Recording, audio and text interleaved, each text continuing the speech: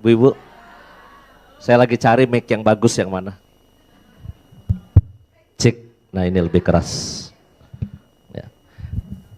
Mas operator, tolong mic-nya dikerasin nggak apa-apa karena saya tuh sedang punya problem dengan telinga. Karena habis berenang di waterboom Bali, terlalu fokus ngelihat pemandangan indah, lupa kupingnya ditutup. Terima kasih saya diundang dalam forum yang sangat terhormat ini, Konferensi Daerah Wanita Katolik RI DPD Jakarta. Mungkin sekaligus perkenalan, saya juga ingin berterima kasih WKRI Wanita Katolik RI DPD ini menyematkan pinnya di jenazah ibu saya ketika ibu saya meninggal bulan Juni yang lalu. Maka buat saya pasti itu kebanggaan buat ibu saya, karena memang dari saya kecil sampai ibu saya jadi lansia dan tak berdaya, itu namanya wanita Katolik itu sangat hidup di dalam dirinya. Saya aja sering ditenteng-tenteng kemana-mana kalau ada wanita Katolik itu rapat waktu saya kecil. Maka saya geremeng-geremeng tuh apal tuh lagunya WKRI. Wanita Katolik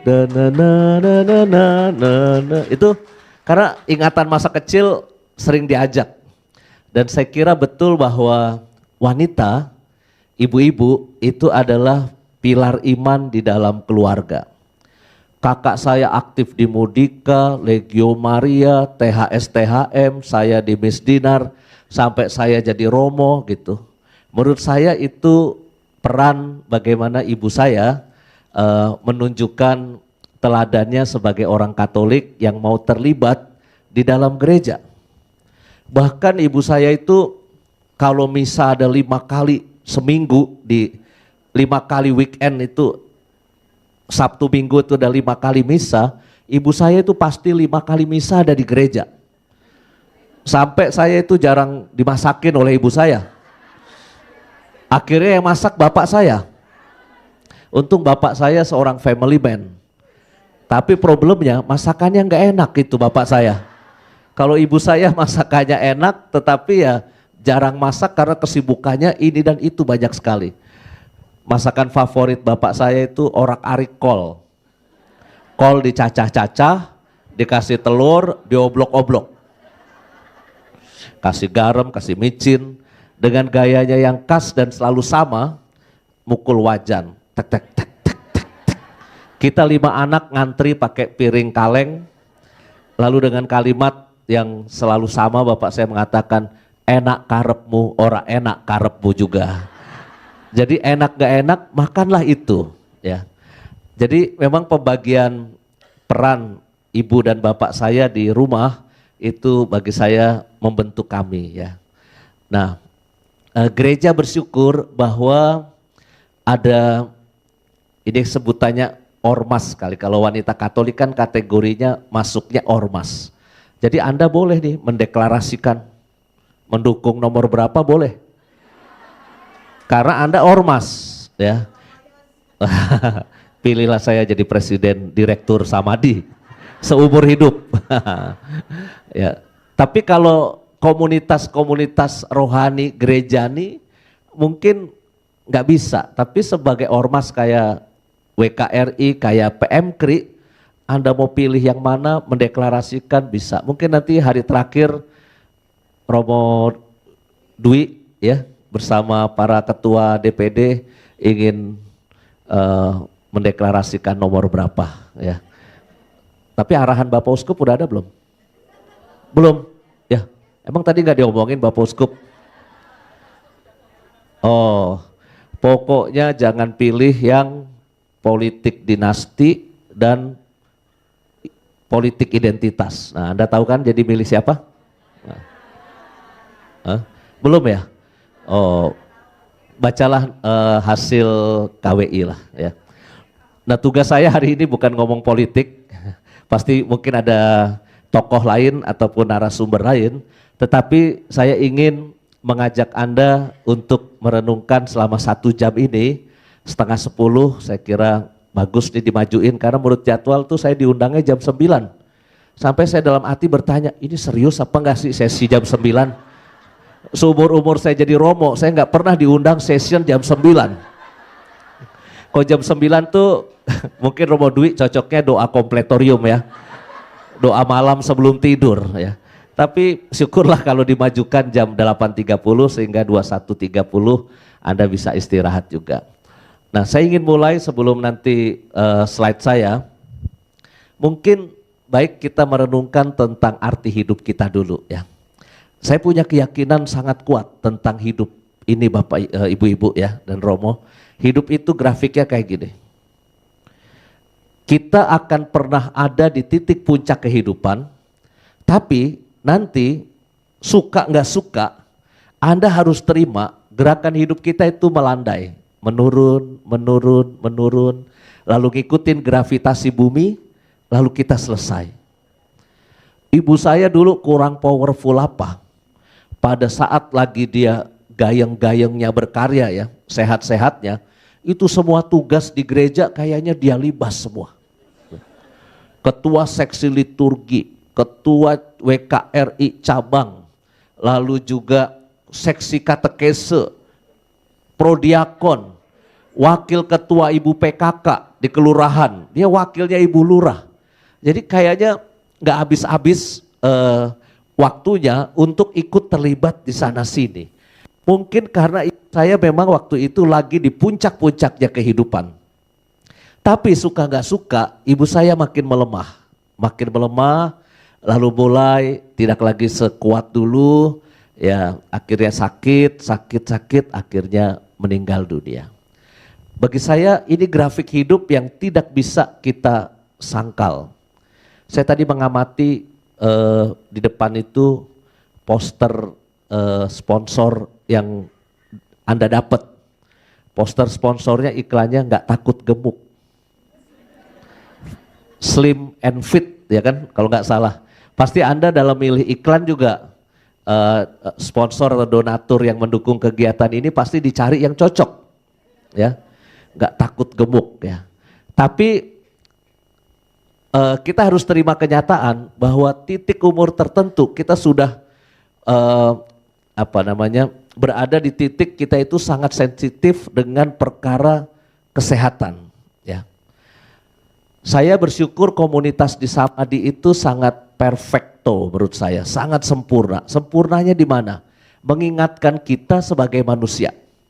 Di situ ada komunitas calon Romo, frater yang umurnya baru 20. Bisa main futsal, bisa main badminton, bisa berenang dan sebagainya, naik gunung, sekarang lagi naik gunung frater-fraternya, itu umur 20 ya lagi gitu. Tapi di situ juga ada romo-romo yang masih balita, bawah 5 tahun tahbisan. Itu masih umur 28 sampai 33, 34 kayak Romo Nofrin, dulu Romo Anton Baur, ya umur-umur masih romo-romo muda. Tapi juga ada umuran saya, Romo-Romo Medior. Umur saya 49, Sio Macan.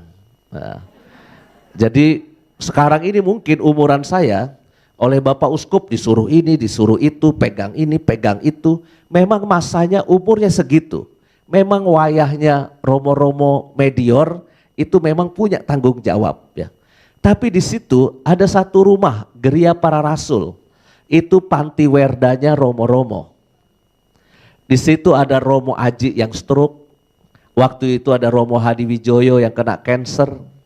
Sekarang ada Romo Hari Liong yang sudah pasang ring 3. Waktu itu ada Romo Rudi Hartono bypass. Ya.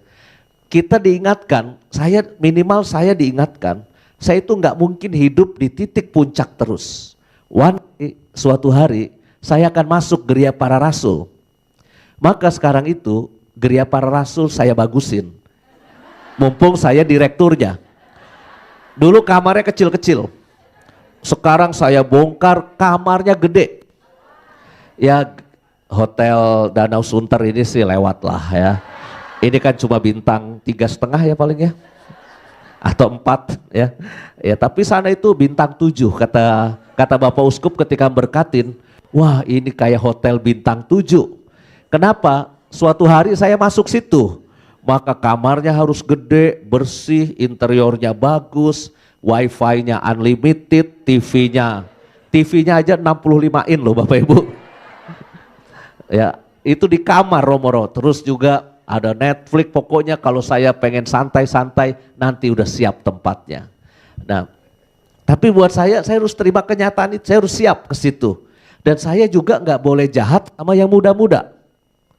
Sama frater-frater saya harus baik. Maka sekarang ini kalau saya punya duit ya, saya traktir mereka bakso, somai, ya kalau duitnya agak banyak ya sushi hero ya. Kalau duitnya banyak gitu. Tapi sambil saya bilang, frater, di dunia ini nggak ada makan siang gratis, saya bilang. Oh berarti Romo pamrih sama kita. Iya saya pamrih. Tolong nanti kalau sudah tua saya dirawat baik-baik, saya bilang. Karena 20 tahun lagi umur saya 70. Umurnya frater dari 20-an itu menjadi 40 something, mereka yang jadi direktur Amadi, mereka yang jadi pastor kepala, mereka yang punya jabatan ini itu di Kuskupan, maka saya harus baik-baik sama mereka. Maka ibu-ibu yang sudah mulai punya cucu ya, tolong jangan galak-galak sama yang muda-muda ya.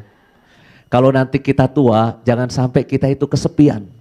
Sekuat apapun kita, sehebat apapun Anda saat ini, kitab suci benar bilang, waktu muda kita bisa pergi kemanapun kita mau.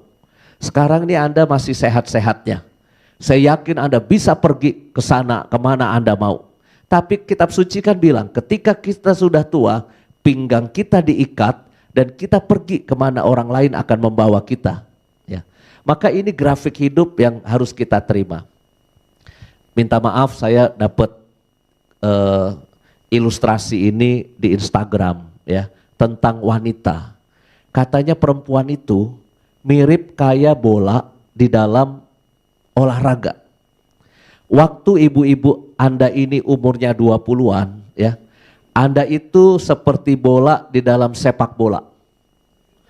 Yang merebutin banyak, 11 lawan 11. Anda umur 20 kan lagi sure gitu kan, kenceng semua, yang perebutin banyak. Waktu Anda umur 20, dikejar-kejar sama cowok-cowok banyak sekali. Karena umur Anda masih 20, yang berebutin seperti pertandingan sepak bola, 11 lawan 11. Tapi ketika umur sudah 30, masih cakep umur 30. Yang merebutin juga banyak, seperti bola dalam bola basket. Diperebutin 5 lawan 5. Wah, jadi masih banyak tuh, 10 orang perebutin Anda. Umur 40 masih cakep juga. Ibu-ibu zaman sekarang umuran 40, Mahmud itu, mamah muda kan suka pakai celana pendek di mall-mall tuh. Merawat tubuh sedemikian rupa. Itu juga bola seperti bola pingpong tapi.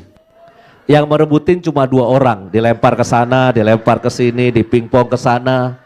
Minggu ini sama dia, minggu ini sama saya, minggu ini sama dia. Tapi kalau umurnya sudah 60 plus, dengan segala hormat kepada ibu-ibu, katanya Instagram bilang, Anda itu seperti bola dalam bola golf. Dipukul sejauh-jauhnya, makin jauh makin bagus. Itu bola golf. Tolong nasihat saya, kalau Anda nanti sudah mulai tambah umur ya, sudah mulai tambah umur, kita jangan terlalu sering ngelihat foto waktu Anda umur 20-an, jangan ya. Terimalah kenyataan sekarang umur sudah 60, mungkin kaki sudah mulai tidak selincah dulu ya. Ibu-ibu kan katanya problemnya pengapuran, sehingga mungkin karena faktor melahirkan dan juga hormon tertentu, sehingga lalu kita problem banyak ibu-ibu itu problemnya di dengkul ya. Berat di kaki ya.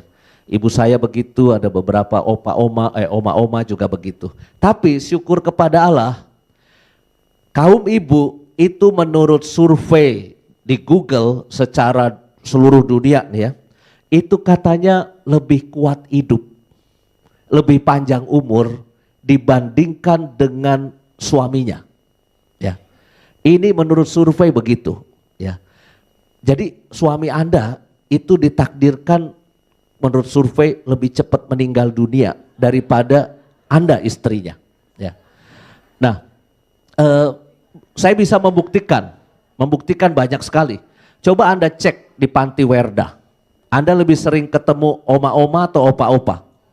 Oma-oma, ya. Lalu juga kalau kita perhatikan, kalau istri ditinggal mati suami, ya, pasti di sini juga banyak Anda yang sudah menjadi single mom, ya. Ketika istri ditinggal mati suami, itu biasanya akan lebih kuat sebagai single mom. Tahan berbelas-belas tahun, bahkan berpuluh-puluh tahun jualan kue, berjuang untuk membesarkan anak-anaknya. Itu kayaknya bukti kayak gitu banyak. Tapi kalau suami ditinggal mati istri, yang pertama kalau dia sayang sama istri, ya, itu hidupnya merana, nggak lama kemudian nyusul. Karena apa? Kitab suci perjanjian kejadian kan bilang wanita diciptakan sebagai penolong untuk pria, ya. Sehingga ketika si pria itu hidup sendiri bertahun-tahun, dia ada pendampingnya yaitu kaum ibu ini, itu hidupnya kuat. Lihat contoh presiden-presiden kita, ya. Langsung gitu kan. Kekuatannya hilang ketika pasangannya meninggal dunia. Saya nggak tahu nanti kalau Prabowo jadi presiden gimana itu, ya. Tapi mungkin terlatih, nggak punya pasangan, mungkin terlatih, atau mungkin Mbak Titi Soeharto muncul, kita nggak tahu, ya. Ya, tetapi itu sebagai penguat untuk suami itu, untuk lelaki yang sedang berjuang. Ketika itu nggak ada, saking sayangnya sama istri, bisa nggak lama kemudian dia sakit, nyusul meninggal dunia. Atau kemungkinan kedua, segera muncul yang lebih muda. Si Lince muncul tiba-tiba. Bisa jadi begitu, ya. Karena apa? Karena mungkin dia tidak tahan hidup sendiri. Tapi survei ini belum berlaku untuk Romo dan Suster, belum.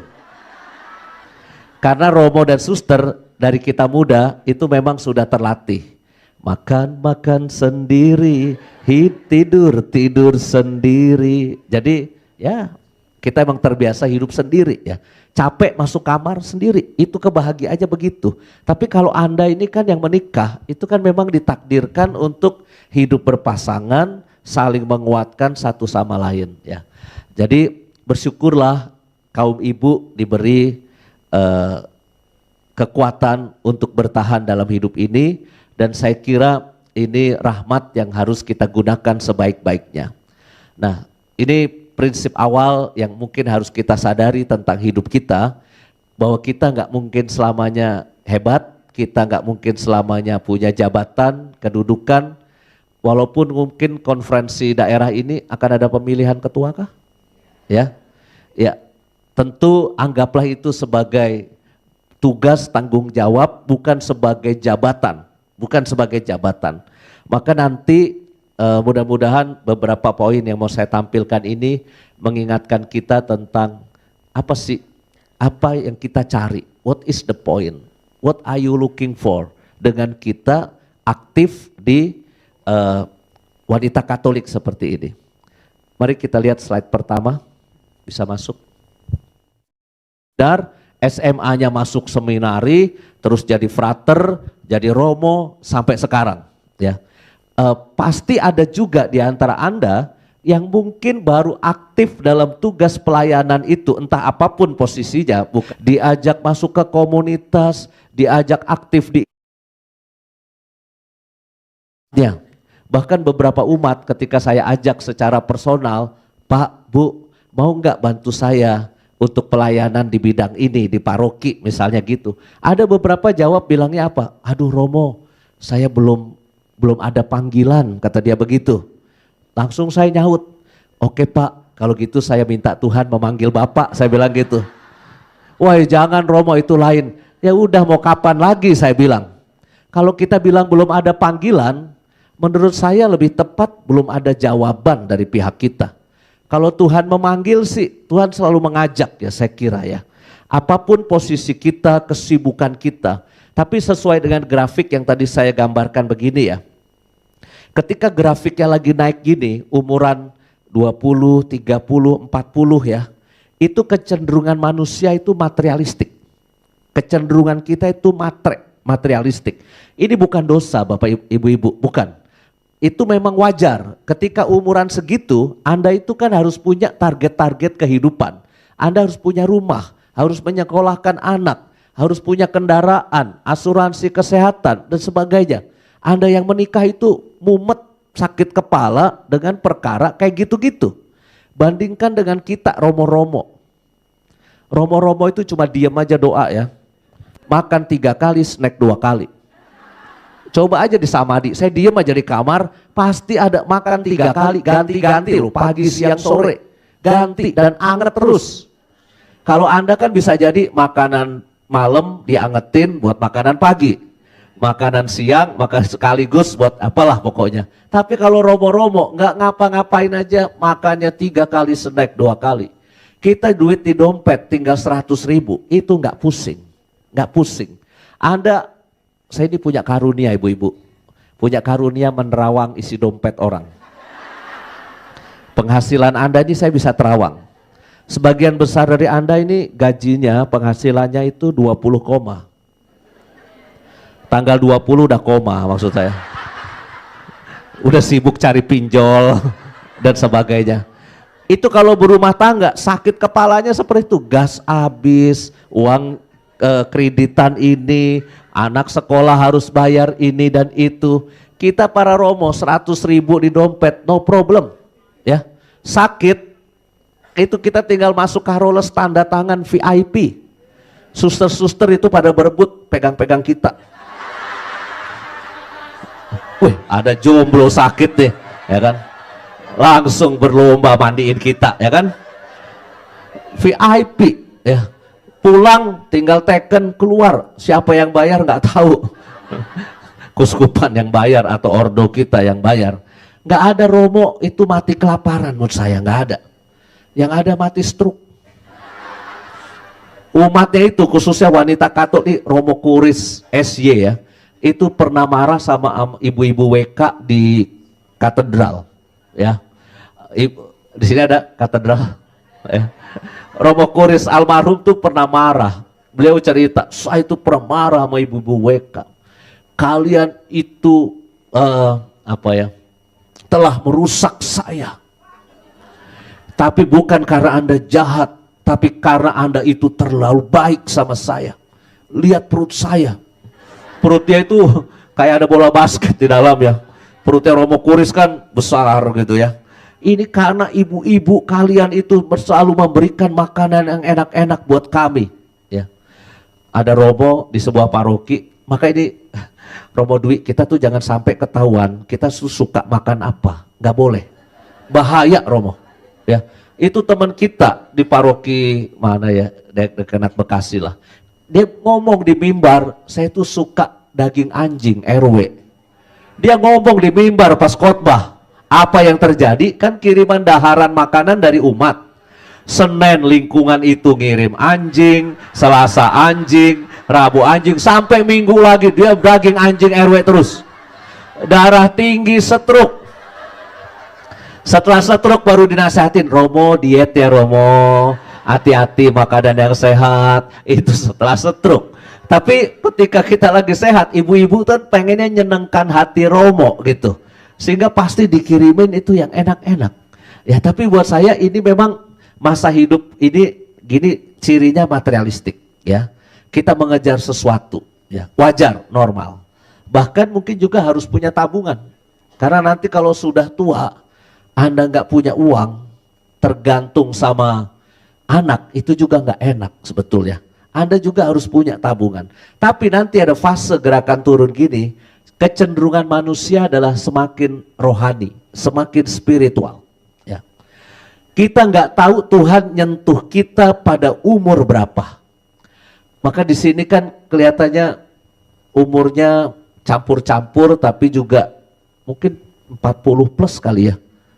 Ya, wanita Katolik itu ada yang di bawah 40 kah di sini? 1, 2, bisa dihitung sama jari saya paling kalau yang di bawah 40 ya. Ya. Memang sih undang-undang tidak mengatakan 40 tahun atau pernah berkuasa sebagai apa gubernur atau itu ya. Tapi bebas boleh. Tapi anehnya wanita Katolik kok itu yang muncul ya umurannya 40-an ke atas ya. Kenapa?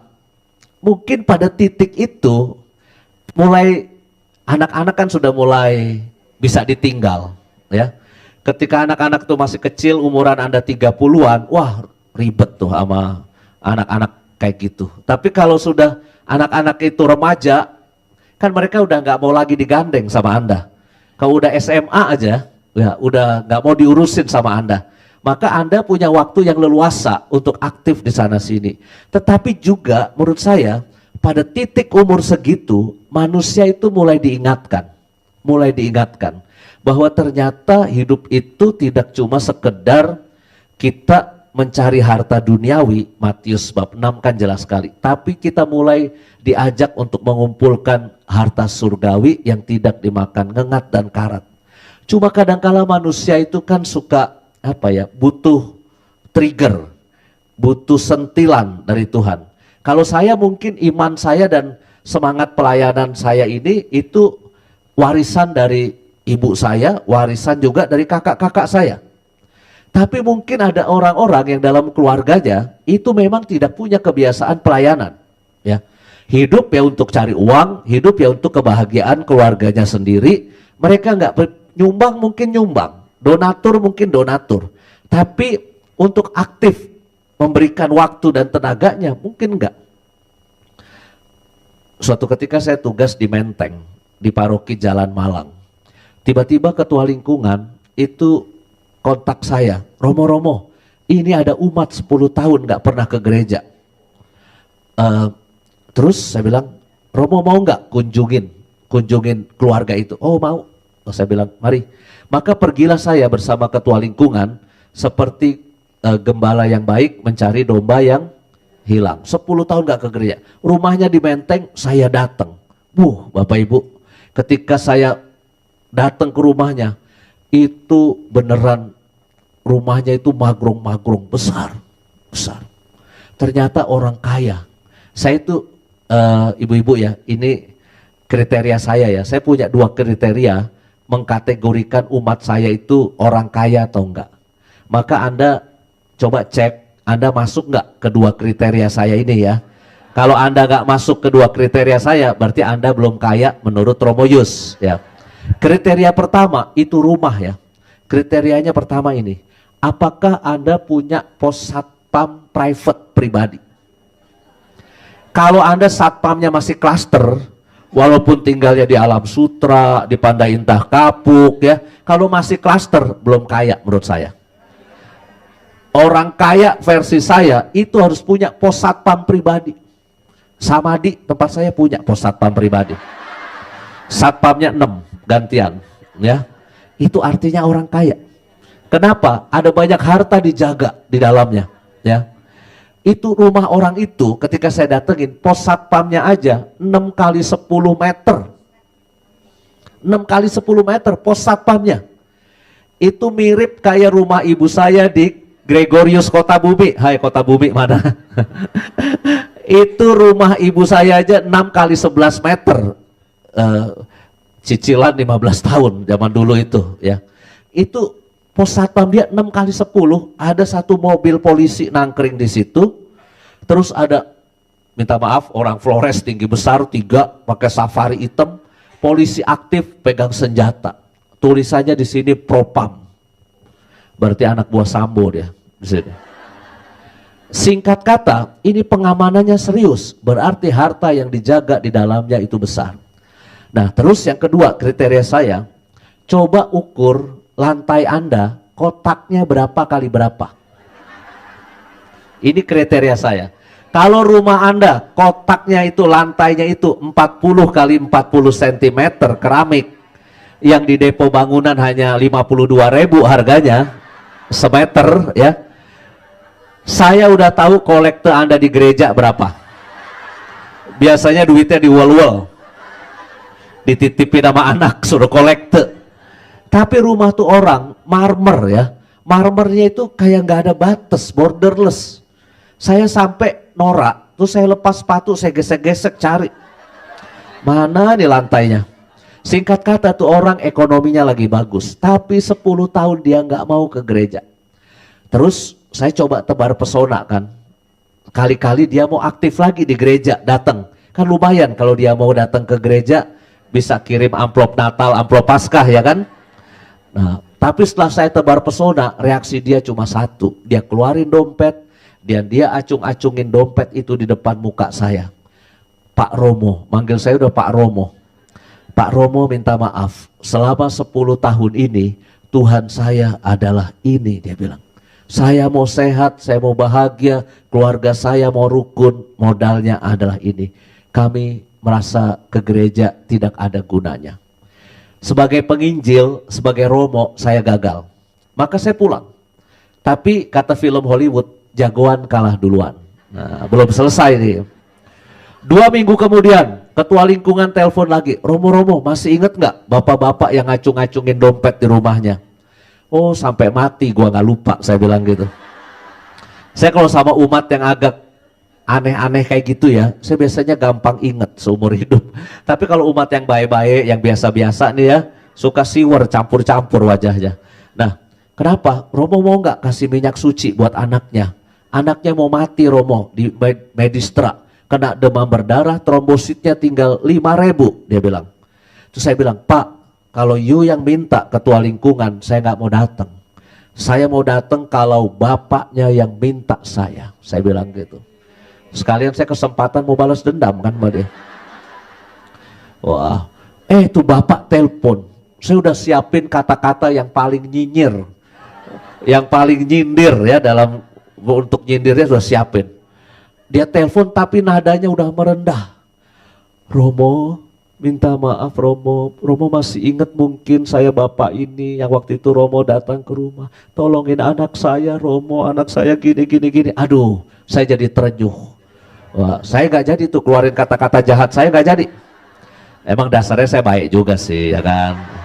Lalu saya nggak jadi. Oke Pak, mari kita ke Medistra. Saya bawa minyak suci, saya bawa stola, saya masuk ICU, saya doain. Saya keluarin semua jurus ajaib saya. Terus saya olesin, dalam nama Yesus, sembuhlah engkau. Wah. Habis itu diambil darah, periksa trombosit, habis diolesin minyak suci oleh Romo Yus. Trombosit dari goceng, tiba-tiba naik jadi 70.000. Waduh. Itu bapak langsung takjub, dia langsung telepon ketua lingkungan. Gila, ternyata Romo paroki kita Romo yang sakti mandraguna. Sekali oles langsung naik 70.000. Saya harus apa ya sama Romo itu? Nah, ini ketua lingkungan yang baik nih. Ketua lingkungan, ya Bapak kirim apalah ke pastoran sebagai tanda terima kasih. Nah, itu ketua lingkungan yang benar kayak gitu ya. Datanglah babi panggang samcan. Wah, ke pastoran. Habis itu buah anggur tanpa biji. Bapak Ibu, ibu-ibu, beda loh anggur dari orang kaya sama anggur yang saya beli sendiri di pasar, beda. Kalau saya beli sendiri, saya cuma sibuk ngelepain biji aja. Tapi kalau anggurnya orang kaya, lek gitu. Nah, tapi bagi saya ini anak IPA. Anak IPA itu nggak mau langsung percaya, bukannya saya gimana-gimana sama mukjizat Tuhan ya, bukan. Tapi saya anak IPA, rasionalitasnya jalan dulu. Kata dokter, trombosit itu kan kayak pelana kuda. Harus nyungsep paling bawah dulu, baru dia saatnya itu yang tepat dia naik. Maka saya berkata, ini hoki saya datang di saat trombosit mau naik. Pas goceng saya olesin, naik dia 70.000. Coba kalau saya datang pas 40.000, saya doain turun 30.000. Saya doain lagi turun 10.000. Dia makin gak beriman menurut saya. Doanya Romo malah turun. Tapi ini pas, memang rezeki anak soleh menurut saya. Tapi mukjizatnya bukan di situ buat saya. Hari Minggu sekeluarga ke gereja. Jumat pertama, Jumat malam kayak gini, jumper nih. Dia muncul jam 7 ikut misa. Senin pagi dia ikut misa pagi harian di gereja. Konon setelah itu dia terpilih menjadi ketua lingkungan di situ. Maka buat saya Tuhan tuh kalau sudah nyentil orang ya, ibu-ibu jangan nunggu kita masuk ICU dulu baru mau pelayanan menurut saya ya. mumpung kita masih sehat. Maka lagu yang paling favorit orang-orang yang umurnya udah agak sepuh ya, itu biasanya lagunya apa? Hidup ini adalah kesempatan. Itu anak muda OMK nggak bakalan nyanyi lagu itu menurut saya. Nggak relevan buat mereka. Tapi kita yang udah 50 plus ya, nyanyi lagu itu kayak resep banget kan. Resep loh nyanyi lagu itu. Hidup mumpung kita masih diberi waktu, masih sehat, hidup harus jadi berkat. Nah, saya kira kesadaran Tuhan memanggil kita ya, ini harus disyukuri dengan caranya masing-masing ya. Saya mungkin aktif di gereja gara-gara ngelihat Romo-Romo. Dulu Romo van der Skuren, SY ya, orang Belanda. Pulang misa itu selalu dia nari sama anak-anak kecil. Saya masih umur 8 tahun gitu ya. Diajak nari sama beliau di depan gereja, putar-putar gitu, putar-putar sama dia. Terus kan saya puyeng gitu kan. Terus ditanya, Justinus, kamu kalau sudah besar pengen jadi seperti saya atau tidak jadi Romo? Mungkin dalam keadaan pusing, saya bilang mau Romo, iya mau Romo. Gitu. Mabuk saya diputer-puter, ya mau gitu. Tapi di Romo baik sekali gitu loh, orang Belanda itu. Nah ketika saya jadi Romo di paroki Thomas Rasul Bojong Indah, saya jadi Romo, kan saya ingat nih, dulu saya jadi Romo gara-gara digini-gini ini sama Romo. Ada anak kecil lagi megang handphone, saya ajak nari juga putar-putar gini. Terus saya tanya, Joni, kalau gede mau jadi Romo seperti aku atau tidak? Jawabannya lain. Nggak mau Romo, nggak mau. Kenapa nggak mau? Nggak enak Romo, nggak kawin jadi Romo. Ya elah, udah beda jawabannya ya. Tapi setiap dari kita pasti punya jejak-jejak di mana kita dulu mulai masuk aktif pelayanan tuh diajakkah oleh siapa? Mungkin ngelihat figur siapa, ada teladan siapa. Mungkin kita nggak bakalan dapat pengalaman seperti Rasul Paulus yang lagi naik kuda ya, tiba-tiba dapat sinar putih, buta, disembuhkan oleh Ananias, dia jadi pengikut Kristus. Mungkin gak juga punya pengalaman seperti Samuel yang lagi tidur dipanggil Samuel, Samuel, dia kira itu Eli yang memanggil, maka ketika ketiga kali disuruh menjawab, bersabdalah Tuhan, hambamu mendengarkan. Kita mungkin gak punya pengalaman rohani yang spektakuler seperti itu. Mungkin pengalaman kita itu hanya kecil-kecil, diajak, kadang-kala juga dijerumuskan. Ya, didorong-dorong, terpaksa, tapi akhirnya ikut, ya akhirnya terus sampai sekarang. Maka syukurilah di mana kita mulai masuk dalam karya pelayanan. Ya. Oke, slide nomor 2. Saya tuh punya slide 51 Bapak Ibu, slide malam ini. Ini baru slide nomor 1 aja udah jam 21.15, tinggal 15 menit. Tapi nanti saya kasih PDF-nya ya, dibagi-bagi, baca sendiri, ngerti nggak ngerti bukan urusan saya, pokoknya bagi aja PDF-nya. Kalau kita lihat tongkatnya Bapak Uskup ya, lagi mimpin misa, di situ ada tulisan gembala yang baik dan murah hati. Ya, dulu-dulu sebelum Uskup Suharyo ada tongkat peninggalan zaman dulu ya. Cuma di situ nggak begitu jelas tulisannya apa, maka ketika Uskup Suharyo Bapak Kardinal jadi uskup di Jakarta, dengan mantap ditulis gembala yang baik dan murah hati. Kenapa ini harus diingatkan terus ya? Karena jangan-jangan kita itu dalam tugas pelayanan kita, itu selalu ada tegangan antara aturan, antara prinsip pedoman dalam pedoman, apalagi kan kalau Anda organisasi ya, organisasi itu kan sangat kuat dengan ADART, aturan, pedoman. Saya yakin Anda itu sangat kuat seperti itu. Kalau di komunitas rohani mungkin ada yang namanya Legio Maria. Legio Maria juga kayak gitu tuh. Dia berdasarkan buku pedoman. Beda sama PDKK karismatik.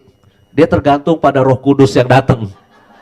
Roh Kudus datangnya apa ya, dia ngikutnya ke situ. Nggak perlu pakai pedoman, pokoknya wangsit dari Roh itu apa. Nah, ketika kita dalam pelayanan, saya cuma khawatir kita itu selalu ada tegangan antara kita itu punya aturan dan pedoman berhadapan dengan realitas di depan mata yang ternyata harus disikapi dengan prinsip gembala yang baik dan murah hati. Ya, contoh, ada umat meninggal, terus ketua lingkungan telepon saya, Romo ini ada umat yang meninggal, kita kasih santunan Santo Yusuf apa enggak ya Romo ya? Loh, kenapa emang? Karena dia sudah nunggak iuran Santo Yusuf 2 tahun. Sehingga menurut aturan dia nggak berhak untuk dapat santunan Santo Yusuf itu. Loh, ini yang meninggal orang kaya, orang menengah, orang miskin, atau sangat miskin. Ini miskin ke arah melarat Romo. Ya udah kasih saya bilang. Tapi kan menurut aturan nggak gitu Romo. Nanti kalau itu diketahui oleh umat lain yang setia bayar iuran, itu kan nanti kan menciptakan ketidakadilan gitu loh. Lalu merasa ngapain kita bayar dan seterusnya. Maka lalu saya cek ke kas bendahara dewan sama kas PSE, Santo Yusuf kita kasnya ada berapa? 300 juta Romo. Terus kalau nyantun orang meninggal berapa? 2,5 juta Romo. Ya udah kasih aku bilang. Dari kas 300 juta diambil 2,5 juta. Ini kan nggak goyang kasnya itu. Tapi saya bilang kasih, walaupun itu memang tidak sesuai dengan aturan, tapi saya kira dengan prinsip gembala yang baik dan murah hati, you harus kasih. Ya. Kisah lain tentang ibu yang jadi korban KDRT. Ya. Mungkin Anda pernah dengar kisah ini di TikTok atau di mana ya. Tapi ini pengalaman yang saya ceritakan ya. Jadi ada seorang ibu muda punya 2 anak baby masih kecil. Itu digebukin sama suaminya, KDRT. Setiap kali dipukulin, dimaafin. Digebukin, dimaafin. Mungkin dia pengen melaksanakan kitab suci, ampunilah 70 kali 7 kali. Tapi bapaknya, si opa ini marah. Lu mau digebukin berapa kali, keburu mati, saya bilang. Dia bilang begitu. Pulang, ditarik pulanglah ibu muda yang jadi korban KDRT ini. Lalu mereka ngurus perceraian sipil. Ya. Perceraian sipil diurus, akhirnya ibu muda itu berjuang pulang ke rumah orang tuanya, jualan kue untuk membesarkan 2 anaknya. Suatu ketika misa lingkungan, ibu muda ini ikut sama papa mamanya misa lingkungan. Ketika dia mau sambut komuni, tiba-tiba jalannya dipotong oleh ketua lingkungan. Kamu tidak boleh sambut komuni kudus karena kamu bercerai. Maka sejak saat itu dia duduk, dan kalau dia ikut misa di gereja manapun, dia tidak berani sambut komuni kudus karena kena fatwa dari ketua lingkungan. Entah nggak tahu nih fatwa ini keluar dari mana, pokoknya ketua lingkungan bilang, you nggak boleh komuni karena bercerai. Suatu ketika ikut seminar perkawinan saya di katedral, lalu dia bertanya, Romo saya rindu sambut komuni, bagaimana caranya supaya saya bisa komuni kudus? Lalu saya bilang, kenapa nggak sambut komuni? Dilarang Romo sama ketua lingkungan. Kenapa dilarangnya? Karena saya bercerai. Kenapa? KDRT. Terus, ya nggak terus Romo, namanya juga bercerai kata dia. Bukan, maksud you hidup bersama lagi nggak dengan orang lain? Maksud saya gitu. Aduh sumpah mati Romo. Itu saya kalau deket lelaki trauma kata dia. Karena digebukinya itu pakai sol sepatunya dia, dipukul kepalanya sampai berdarah gitu. Ya jadi dia trauma tentang hal itu, dia nggak mau deket secara personal lagi dengan lelaki. Sumpah Romo, pokoknya saya hidup sendiri membesarkan anak saya. Oke, detik ini juga Anda saya bebaskan dari hukuman ketua lingkungan. Sekarang ikut misa tuh di katedral. Kan selesai seminar jam 4, jam 6 ada misa di katedral, yuk ikut misa. Sambut komuni, kalau bisa minta sama prodiakon 5 hostinya, saya bilang gitu. Sekalian, rapel. Karena 3 tahun dia nggak sambut komuni. Menurut saya ini ngeri sekali Bapak Ibu-Ibu. Sebetulnya dia nggak kena halangan sambut komuni, selama dia tidak masuk dalam hidup pernikahan yang berikutnya yang tidak bisa disahkan.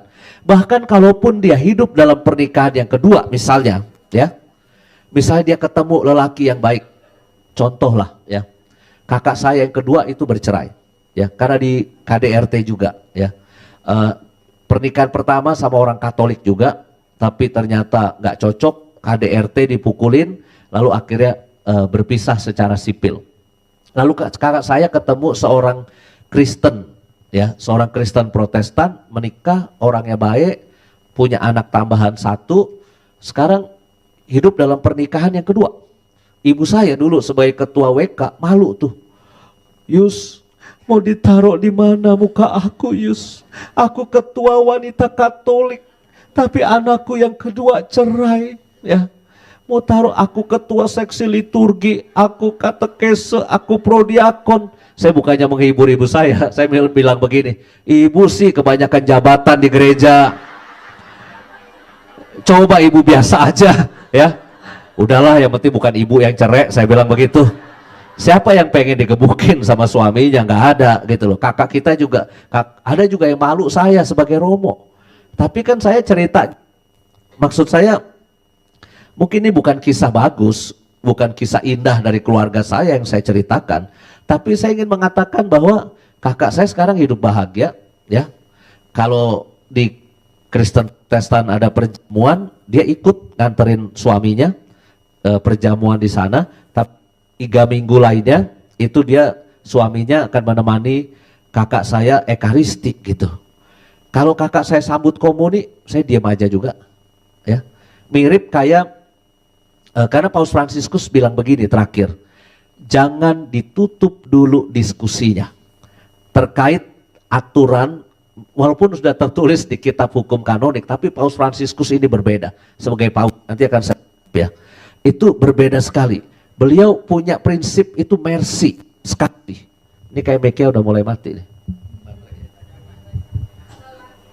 Ya, atau tuker. Emang udah disetting 1 jam kayaknya nih. Cek, digedein dikit mas yang ini. Ya, cek 1, 2, 3.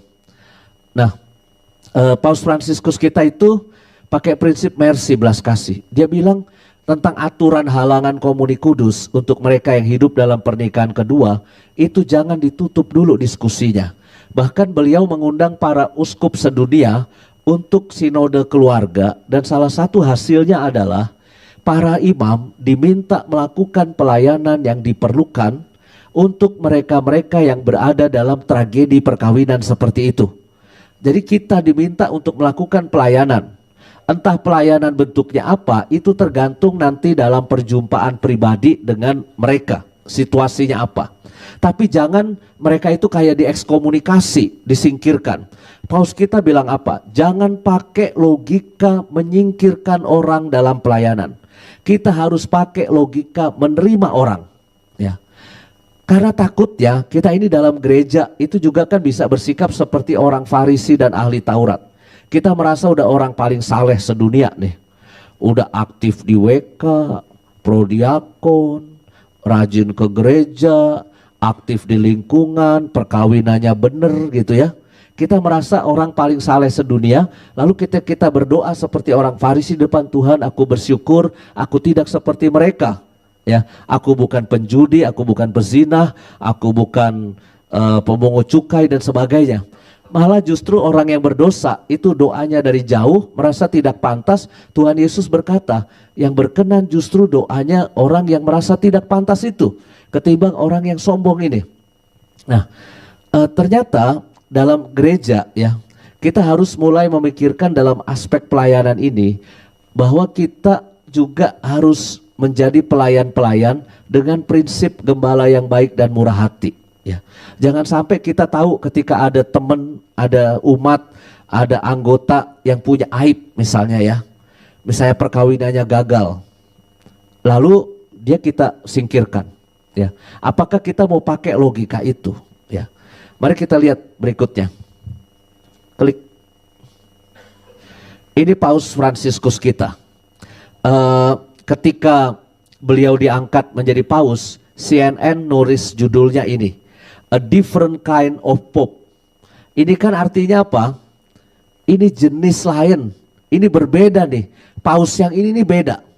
Dari wajahnya juga sebenarnya agak beda sih ya, antara Paus Benediktus sama Paus Fransiskus. Paus Benediktus kan dari wajahnya aja kayaknya keras ya. Ya memang Jerman kan kayak gitu ya. herder aja galak ya kan. Maka wajahnya Paus Benediktus tuh galak tuh ya. Kardinal Ratzinger, wah itu keras sekali tuh Kardinal Ratzinger.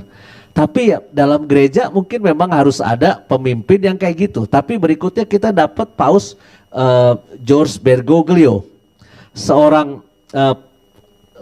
kardinal yang waktu di Argentina itu dia memberikan komuni kudus kepada orang-orang yang gagal pernikahan dan hidup dalam pernikahan yang kedua. Diomelin sama Paus Benediktus. Kenapa kamu melakukan praktek itu? Dijawab oleh Kardinal Bergoglio. Jadi kalau Anda nonton film The Two Popes di Netflix ya, cobalah jangan nonton drama Korea terus ya. Tontonlah The Two Popes. Sempetin nonton mungkin berapa jam ya, mungkin 3 jam ya. Tapi itu bagus sekali percakapan. Kenapa kamu memberikan komuni kudus kepada, mau diomelin dia. Karena itu nggak sesuai dengan aturan. Kardinal George Bergoglio bilang apa? Komuni kudus bukan reward, bukan hadiah untuk orang yang sudah saleh hidupnya. Tapi komuni kudus justru dibutuhkan oleh mereka yang sedang sakit, mereka yang berdosa, mereka yang gagal. Ya. Suatu ketika saya memimpin misa di novena tanggal 13-an di Gembala Baik ya. Mungkin ibu-ibu juga banyak yang rajin ikut novena di situ. Terus pas komuni kudus itu ada antrian, itu ex Romo, kakak kelas saya, Romo yang keluar, terus dia menikah sama seorang cewek, ya tentulah seorang cewek ya. Dia ngantri nih ikut komuni kudus ya. Saya tahu kalau untuk menikah secara resmi sah dalam Katolik, seorang Romo tuh harus dapat surat dari Vatikan dulu, namanya laisasi. Laisasi itu le itu awam, pengawaman. Ya itu harus ada surat laisasi, tapi ngurusnya suka lama tuh. Entah dilama-lamain atau memang prosedurnya susah, pokoknya itu suka lama. Saya tahu kakak kelas saya ini belum beres tuh, surat laisasinya belum keluar. Nah dia ngantri kan, komuni, berarti pernikahannya belum bisa disahkan, ngantri.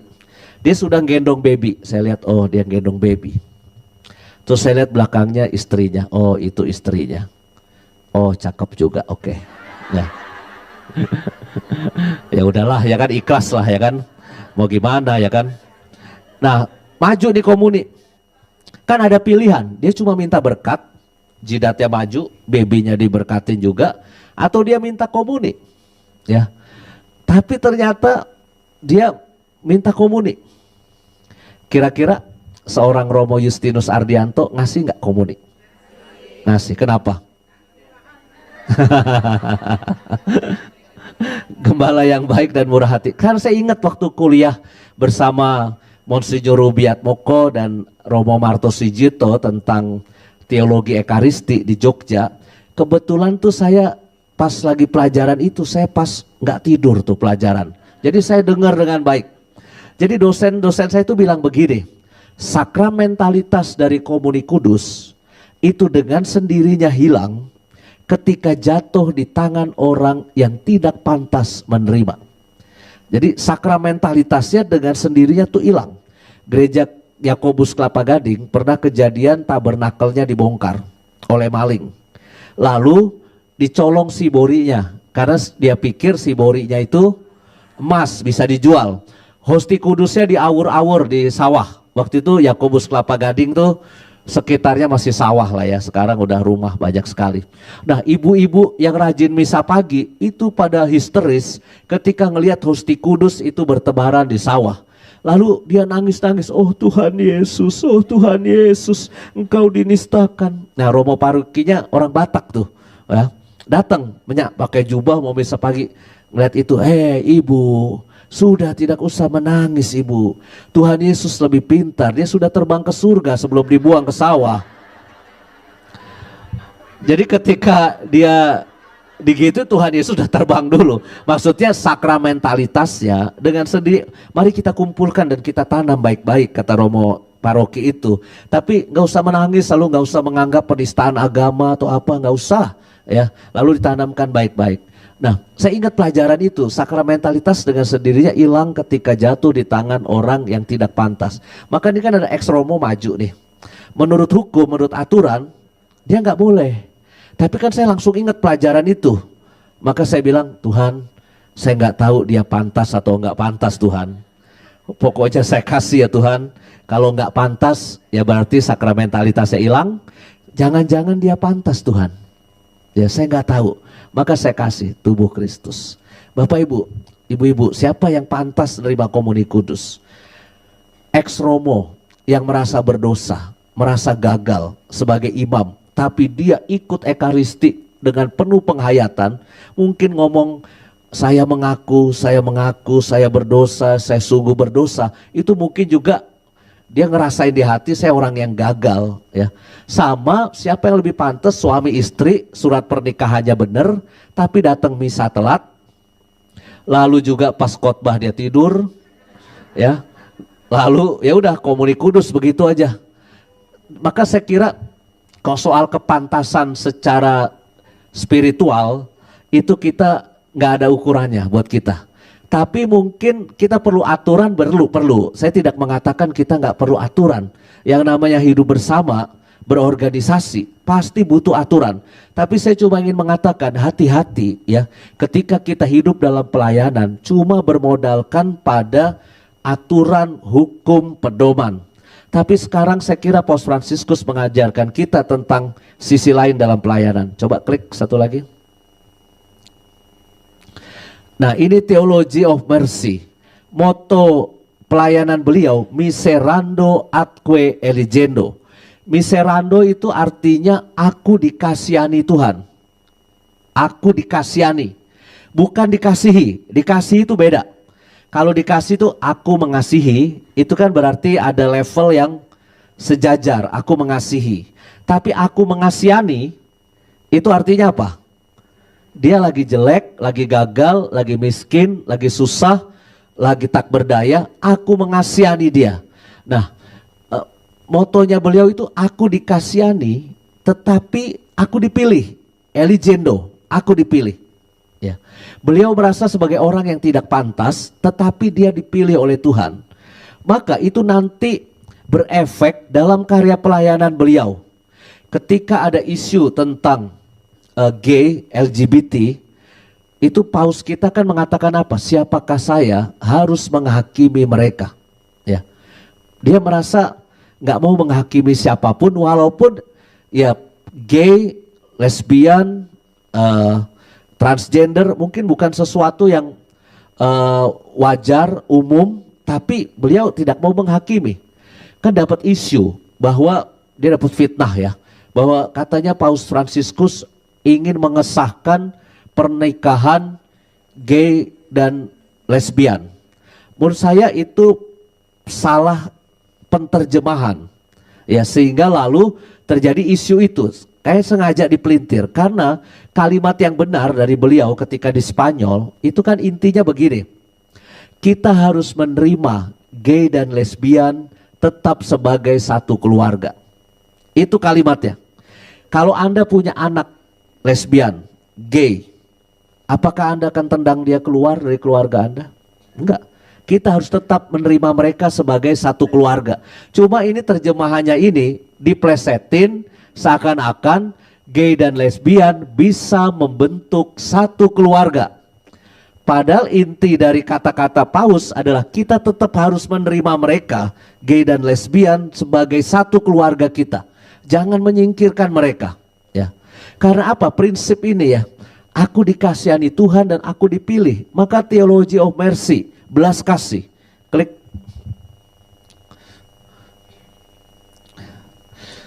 Nah, ini prinsip eklesiologi dalam pelayanan yang mungkin baik kita pegang.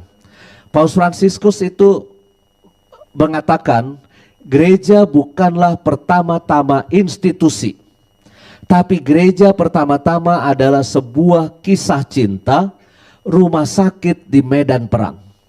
Ibu-ibu, mungkin kata-kata ini bisa diubah. Wanita Katolik bukan pertama-tama organisasi atau institusi. Kalau ngikutin kalimat ini, melainkan sebuah kisah cinta, sebuah rumah sakit di medan perang. Ya. Apa bedanya? Mungkin kalau organisasi institusi kita akan sibuk bertengkar dengan aturan-aturan.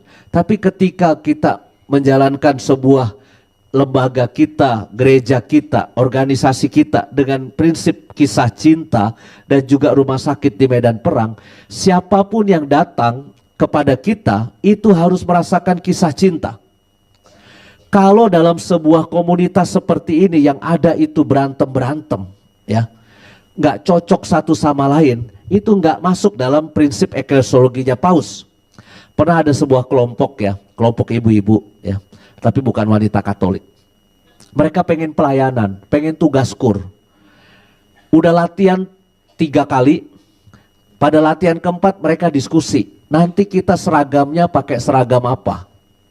Ada yang milih warna pink, merah, biru, kuning dan sebagainya. Slayernya pakai apa? Ada yang suka gini. Nggak cocok. Jadi nggak terjadi kata sepakat kita pakai seragam apa. Lalu mereka akhirnya apa? Bertengkar, nggak suka. Latihan kelima mulai sepi. Berkurang.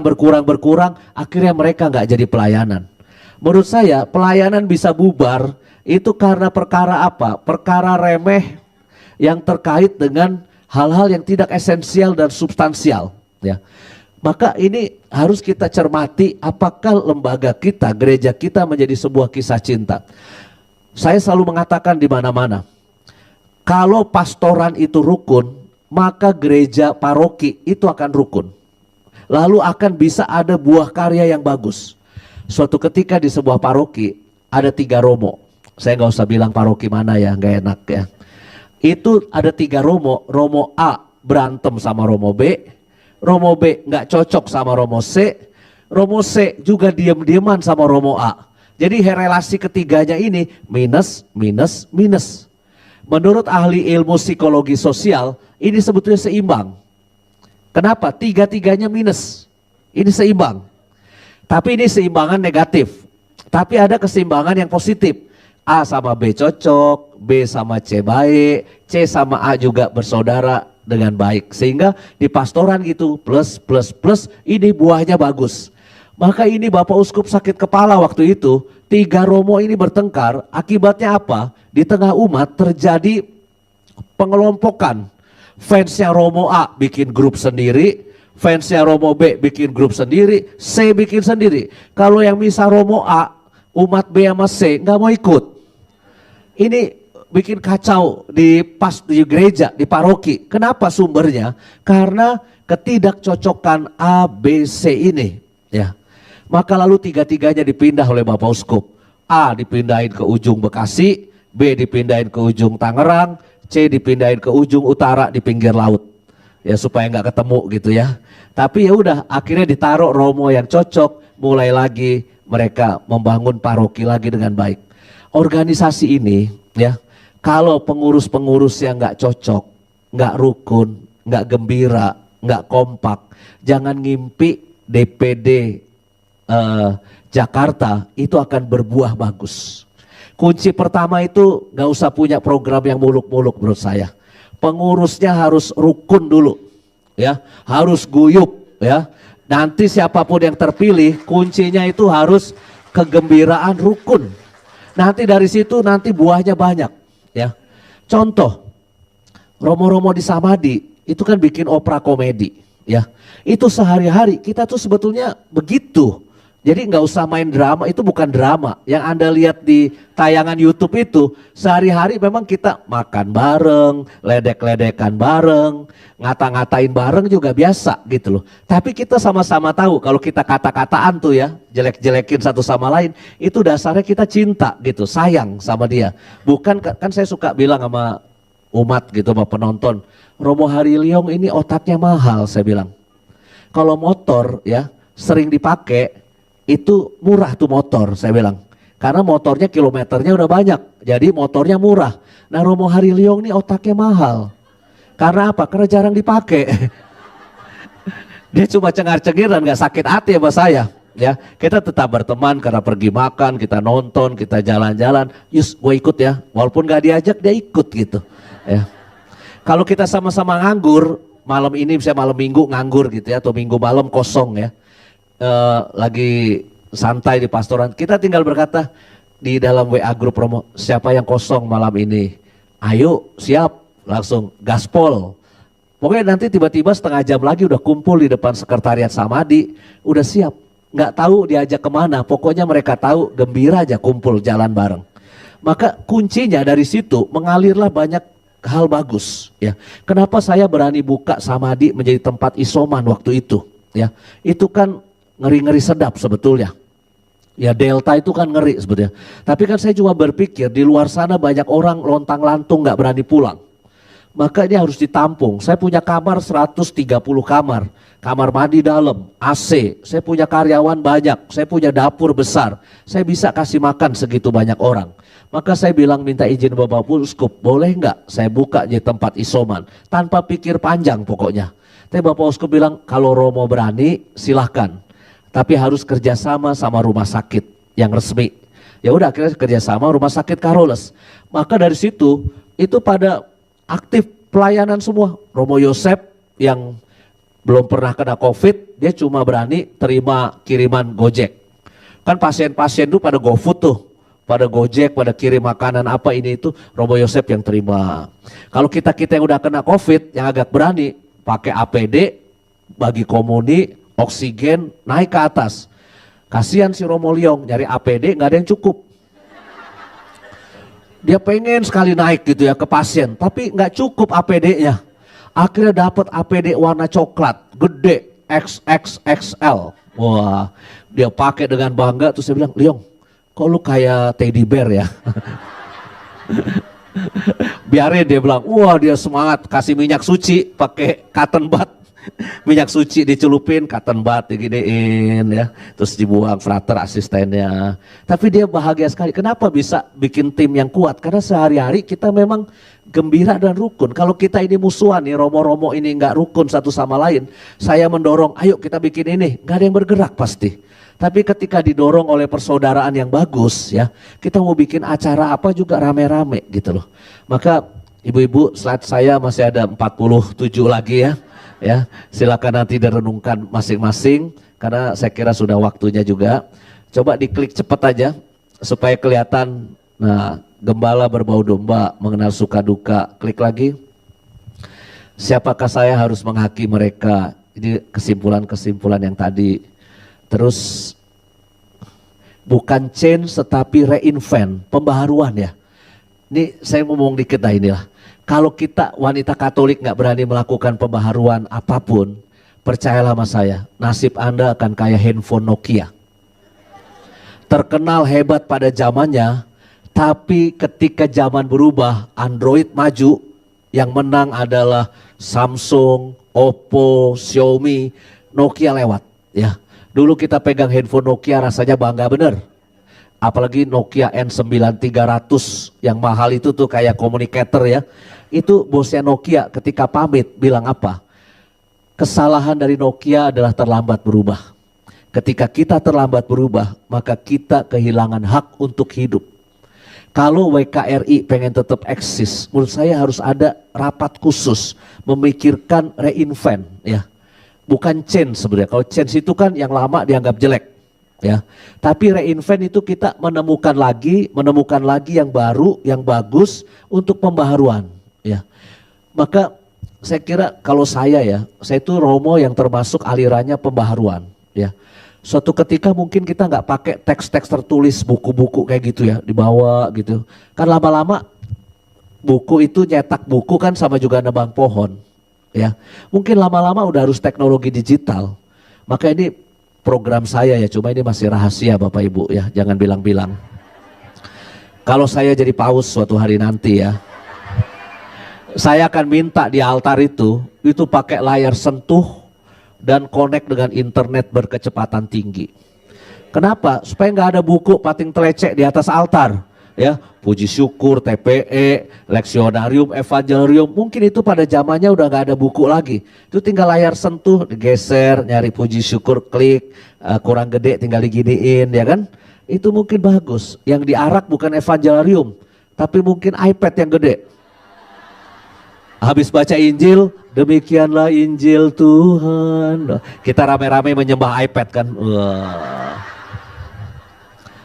Tapi hakikat gereja itu Ecclesia Semper Reformanda. Hakikat gereja itu pembaharuan. Dulu mana bisa ibu-ibu naik ke altar tuh, mana bisa. Ya, prodiakon perempuan tuh gak bisa. Ada paroki gak mengizinkan prodiakon perempuan. Saya marah. Masih ada loh ya. Saya tanya, loh kok ini gak ada prodiakon perempuan? Ketika rekoleksi sama saya di Samadhi. Terus dia bilang begini, Romo, di paroki kami sampai kapanpun tidak boleh ada prodiakon perempuan. Lah kenapa? Saya bilang, karena terus ada bapak-bapak. Jawabannya menurut saya sangat primitif ya. Saya sampai marah. Dia bilang begini, maaf Romo, ibu-ibu itu kan menstruasi. Aduh, saya udah mulai pusing nih. Apa hubungan menstruasi sama prodiakon? Karena ibu-ibu menstruasi itu tidak boleh naik ke panti imam. Itu sama dengan menajiskan bait Allah. Waduh, Pak, Bapak cocoknya ke Syria masuk ISIS saya bilang. Bapak ini garis keras loh, saya bilang. Gak cocok di Katolik begitu, saya bilang. Emang punya Bapak gak najis apa? Kan punya Bapak masuk ke ibu, saya bilang gitu. Saya sampai marah begitu. Apalagi kan saya nggak tahu punya Bapak dipakai kemana kan saya nggak tahu. Cuma bedanya nggak berdarah, tapi itu kan nggak sah. Seakan-akan mau mengatakan bahwa bapak-bapak lebih saleh, lebih suci daripada ibu-ibu. Nggak bisa, saya bilang. Bertobatlah paroki ini, saya bilang begitu. Ya, jadi ketika ada kayak gitu, saya bilang harus berubah. Ya, maka saya kira perubahan itu wajib ya.